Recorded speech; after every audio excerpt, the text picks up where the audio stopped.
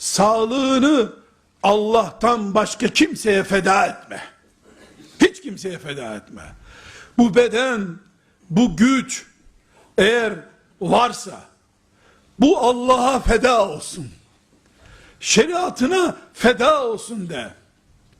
Sigaraya, hatta tıbbın sana sakıncalı gördüğü baklavaya bile feda etme mideni.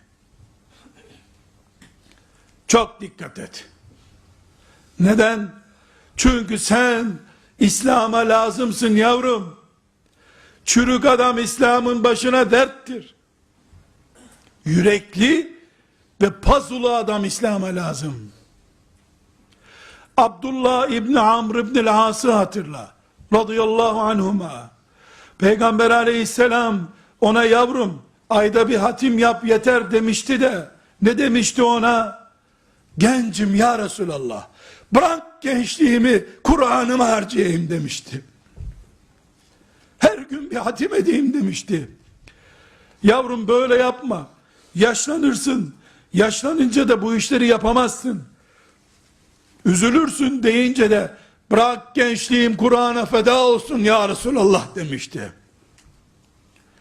Bugün de sen gücümü kuvvetimi şurada burada tüketmem. Lazım olduğu zaman Kur'an'ıma tüketeceğim. Uykusuz kalırsam dizi film için değil, şeriatımı öğrenmek için kalırım uykusuz.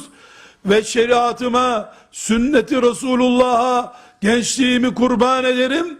Yarın dirilirken de herkesin bir arkadaşla diriltildiği gün bırak gençliğimi Kur'an'a harcayayım ya Resulallah diyen Abdullah İbni Amr ile diriltilirim Allah'ın izniyle diye iman et kardeşim benim.